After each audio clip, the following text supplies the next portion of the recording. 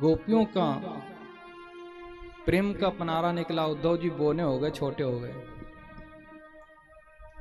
जब महाराज उद्धव जी को पता चला कि मैं इनके लायक नहीं हूं, और गोपियों की जो श्रेणी है बहुत ऊंची है, हे राधा रानी, हे गोपियों, अब तो मैं आपके चरणों को प्रणाम करने योग्य नहीं हूं, आपके चरणों की रज को प्रणाम करने योग्य भी नहीं हूं, तो फिर बोले मैं तो आपकी चरणों की रज की कण को प्रणाम करने के योग्य हूं।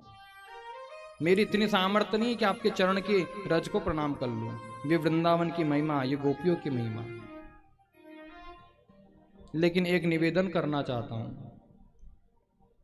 कि वंदे नंद ब्रज स्त्रीणां पादरेणुमवीक्ष्णस यासां हरिकथोद्गीतं पुनाति भुवनत्रयम्। धन्य है गोपियां आप, आपके मुख से निकलने वाले कृष्ण कथा त्रैलोक्य को पावन कर रही है, पवित्र कर रही है। आपके चरणों में निवेदन करना चाहता हूं, मुझे वरदान दीजिए। उद्धव जी ने देखो क्या मांगा, इतने बड़े बृहस्पति के शिष्य है,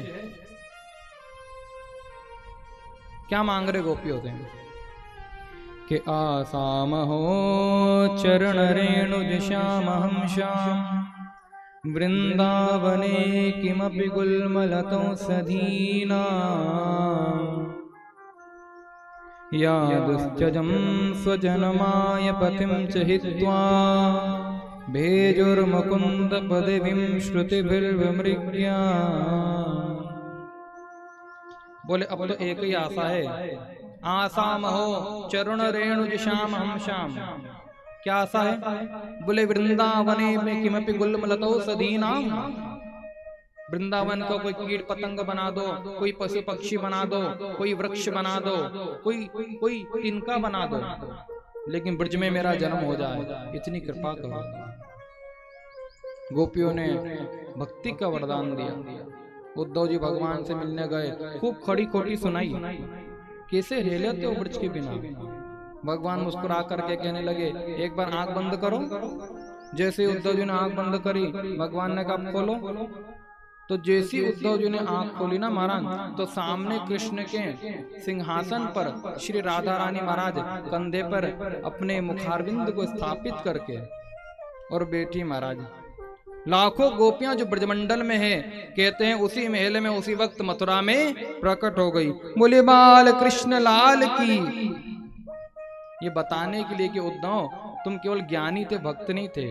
अब भक्ति के चश्मे से देखो तो राधा रानी दूर नहीं है। जो कृष्ण है वही राधा है, जो राधा है वही कृष्ण है। भगवान ब्रजवासी से कभी अलग हो ही नहीं सकते। प्रेम से बोलो ना जय श्री कृष्णा। कंस का उद्धार हुआ, उनकी पत्नी गई महाराज पिता के पास, जरासंध के पास शिकायत करी। जरासंध ने महाराज एक बार नहीं, दो बार नहीं, 17 बार मथुरा पर चढ़ाई करी, लेकिन भगवान ने हरा दिया। 18वीं बार ब्राह्मणों को मंत्र पर बैठा कर के आया। ब्राह्मणों की रक्षा के लिए भगवान ने महाराज मथुरा को छोड़ करके कहां आ गए? द्वारिका। बोलो ना प्रेम से द्वारिका नाथ की। अब ठाकुर जी का विवाह कर दे जल्दी से ना, टाइम हो गया ना, क्योंकि हमको तो आज नृत्य भी करना है। और कल तो कथा कितने 12 बजे से होगी, क्योंकि घर का ओपनिंग भी है ना 12 बजे से, ठीक है। तो 12 बजे से 3 बजे तक के कल कथा का टाइम रखा गया है, सही है। प्रेम से बोलो ना जय श्री कृष्णा। तो महाराज भगवान सबसे पहले बड़े कौन है? ठाकुर जी से बड़े कौन है? बलराम है ना। तो उनका विवाह करते। द्वारिका में भगवान आ गए, द्वारिकाधीश बन गए। और महाराज बड़े भैया जो ना, उनका नाम है बलराम जी। दाऊ दयाल ब्रज को राजा, और भैया भांग पीबे तो यहाँ पे आजा। दाऊ दयाल ब्रज को राजा। एक रेवत महाराज, उनकी बेटी का नाम है रेवती, और रेवती मैया के साथ में बलराम जी का विवाह सुसंपन्न हुआ। विदर्भ देश में महाराज, कुंडनपुर में एक बड़े अच्छे राजा जिनका नाम है भीष्मक, 5 बेटे हैं लेकिन बेटी एक भी नहीं है। समुद्र में गए, जाकर के महाराज प्रार्थना करी, भगवान से निवेदन करा, तो कहते वही पराम्बा जगदम्बा भगवती श्री लक्ष्मी एक छोटी सी कन्या के रूप में महाराज समुद्र में कमल के पुष्प पर होती हुई राजा भीष्मक के पास में आई। पुत्री मानकर के महाराज इनका पालन करा। रुक्मणी जी बड़ी हो गई महाराज, बड़े भाई का नाम है रुक्मी। रुक्मी की है ना फ्रेंडशिप है, दोस्ती है शिशुपाल से। तो शिशुपाल से महाराज उन्होंने सोचा ब्याह कर देंगे अपनी बहन का। बागदान हो गया, वाणी का दान। पहले के समय में बोलते थे महाराज दादा दादी पिताजी, बेटा इससे शादी करना है, मैंने वचन दे दिया है। फिर अच्छी है बुरी है कैसी महाराज विवाह करना पड़ता था। इसको कहते हैं वाणी का दान, है ना मोहन जी। तो लेकिन रुक्मणी जी ने मन में सोचा मैं तो कृष्ण को चाहती हूं, बिना उनको किसके वर्ण करूं। अपने कक्ष में उदास बैठी है, भाभी ने आकर के कहा क्या बात है। बोले भाभी मैं कृष्ण का वर्ण करना चाहती, द्वारिका नाथ का, मैं शिशुपाल से विवाह नहीं करूंगी। भाभियां जो होती है ना वो ननंद की हाँ थोड़ी खासम खास भी होती है। बेचारी विवाह करके आती है, पहले पहले नहीं तो महाराज साड़ी पहनना नहीं आता है, भोजन बनाना नहीं आता है, कुछ काम समझ में नहीं आता, तो ननंद ही बताती है ना। पूनम दीदी देखो कहाँ है, ठीक है कि नहीं, उनकी याद आ गई मुझे। तो ननंद बेचारी घर में बताती भाभी ऐसे मत करना, मम्मी चिल्लाएंगी डांटेंगी, हाँ भैया को ऐसा पसंद है ऐसा नहीं पसंद है ऐसे करना, सब बताती सिखाती है। तो बेचारी खासम खास भी होती है, थोड़ी मित्रवत रहती है, सहेली। हाँ we are just a good friend. प्रेम से बोलो जय श्री कृष्णा। भाभी ने कहा चिंता क्यों कर रही है, भैया ने सगाई करी तो क्या हुआ, पत्र लिख दे कृष्ण को। अरे बड़े अच्छी बात बताई। महाराज पत्र लिख दिया, पंडित जी को दे दिया। पंडित जी जा रहे महाराज द्वारिका। सोए थे तो महाराज नदी किनारे, और जब नेत्र खुले तो पहुंच गए द्वारिका। प्रेम से बोलो द्वारिका नाथ की। अंदर जाकर के गए और देखो महाराज ठाकुर जी से मिले द्वारिका नाथ से। बोले आपके लिए पत्र आया कुंडनपुर से। भगवान ने सोचा किसका पत्र है, जरा पढ़ के सुना दो। बोले ये वो पत्र है जो हम नहीं सुना सकते, आप पर्सनली पढ़ लो। हैं? पहला पत्र है प्रेम पत्र, भगवान को दिया है रुक्मणी जी ने। भगवान ने कहा देखो भैया ब्राह्मणों से अपन कुछ छिपाते नहीं है, जो बात है सब क्लियर होगी सामने फेस टू फेस। आप तो पढ़ करके सुनाओ, यहाँ पर कोई बंधन नहीं है। तो पत्र में भैया बड़ी सुंदर बात लिखी है, सुना दूं?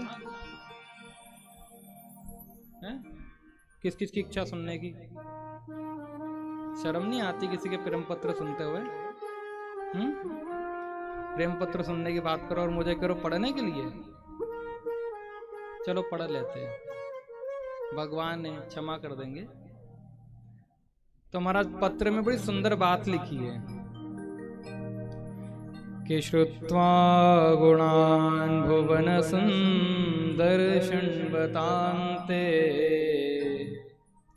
निर्विश्य कर्ण विभरे हरतुंगतापम रूपम दृशां दृश्यमता अखिलार्धलाभं त्वय्यच्युता विसत चित्तम पत्रपम में।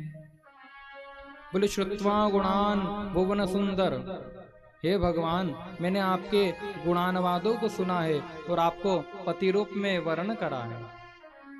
त्रिभुवन में आपके समान कोई सौंदर्यवान नहीं है, आप आकर के मेरा वर्ण करिए। आप सोच रहे होंगे ये कौन है, किसने पत्र लिख दिया? तो मैं कुंडनपुर के राजा भीष्मक की एकलौती कन्या रुक्मणी हूं। मुझे ऐसा लगता है जो चीज किसी सिंह को मिलनी चाहिए वो कोई सियार ले जाए तो बड़ी दुख की बात है। तो शिशुपाल सिंह सियार है और आप सिंह हो, इसलिए आप आकर के मेरा वर्ण करिए। आप सोच रहे होंगे कैसे आपको हम हरण करें, तो उसमें सब लिख दिया। विवाह से पहले बेटी जो है ना कात्यायनी पूजन गौरी पूजन के लिए जाती, माता पूजन के लिए। तो जब मैं पूजन के लिए जाऊंगी ना उसी वक्त आप रथ लेकर के आना और रथ में ला करके और बीच में से सबके सामने मेरे हाथ पकड़ के लेकर के वो मुझे रथ में बैठा करके लेकर के भाग जाना। प्रेम से बोलो द्वारिका नाथ की। सब लिख दिया। पंडित जी कह रहे ठीक है तो हम चलते, बोले चले नहीं, चलते साथ में। इतना टाइम थोड़ा ही अब तो। ठाकुर जी को भी महाराज आनंद आ गो। तो कन्हैया पंडित जी के साथ जाने लगे तो है ना गेट पे मिल गए बलराम जी। बलराम जी कहने लगे और कहा, अब बड़े भाई से कैसे बताएं। तो कन्हैया वहीं जा रहे, वहीं जा रहे। अरे कहाँ कोई जगह तो होगी, कहाँ जा रहे हो लाला हैं भैया। वो दरअसल बात ये वहीं जा रहे हैं। अरे पंडित जी ने कहा कुंदनपुर जा रहे।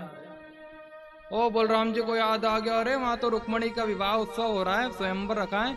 अरे भैया बिल्कुल जाना चाहिए, मेरा कन्हैया तो बड़ा हो गया है ब्याह करने के लायक। तो महाराज ठाकुर जी ने हाँ बिल्कुल बेटा जा, कोई दिक्कत नहीं, विजय भव। आशीर्वाद दे दिया बड़ा भाई ने। पीछे सेना भेज दी, महाराज जाओ ध्यान रखना। और कहते यहाँ कात्यायनी माता का पूजन करने माता रुक्मणी आई, जैसे सीता मैया गई थी ना रामचरितमानस में। जय जय गिरिवर राज किशोरी, जय महेश मुख चंद्र चकोरी। पुष्प चढ़ा रही हैं, बढ़िया से पूजन कर रही हैं। माता कात्यायनी के चरणों में निवेदन कर रही कि हे मैया कृपा करियो हम पर, मुझे गोविंद पति रूप में प्राप्त हो। कि नमस्ते त्वाम्बिके भीषणं सहतान युतां शिवा, भूयात् पतिर्मे भगवान् कृष्णस्तदनुमोदता। जैसी माता कात्यायनी से प्रार्थना करी, फूल हाथ में आकर के गिर गया। मतलब मानो कि भगवती ने आशीर्वाद दे दिया कि विजय मिलेगी, कृष्ण तुम्हारा वरण करेंगे। और ठाकुर जी महाराज धीरे धीरे धीरे धीरे सारी सभा के बीच में से होते हुए आ रहे, धीरे धीरे गोविंद आ रहे हैं। कोई पीताम्बर देख रहा है, कोई करदनी देख रहा है, महाराज सब मेरे गोविंद पर मोहित हो रहे हैं। अरे कितनी बड़ी पीताम्बरी है, कितना सुंदर मुकुट है महाराज, कितनी सुंदर चरण पादुका है, मेरे गोविंद बड़े प्यारे लग रहे हैं। और धीरे धीरे धीरे धीरे करके पहले मेरे कन्हैया महाराज आए रुक्मणी माता के पास में और दौड़ करके आए, हाथ पकड़ के ले गए दौड़ करके। और ये गए कि वो गए, बोले द्वारिका नाथ की। ओ ले गो ले गो ले गो ले गो भैया, किसी को पता नहीं चला। रथ में बैठा के गोविंद ले गए। हल्ला मच गया भैया, वो पीरी पीताम्बर वाला पहनने वाला आया, रुक्मणी का हरण करके ले गया। सब दौड़े पीछे पीछे। महाराज रुक्मणी के भाई पीछे पीछे दौड़े तो कहते कन्हैया ने दंडित करा उनको। भीष्म पितामह ने कहा, भीष्मक राजा ने कहा ये साक्षात लक्ष्मी है और कृष्ण नारायण है, लक्ष्मी तो नारायण का ही वर्ण करेगी। बात समझौते पे आई। महाराज पुनः भगवान लेकर के रुक्मणी को आए और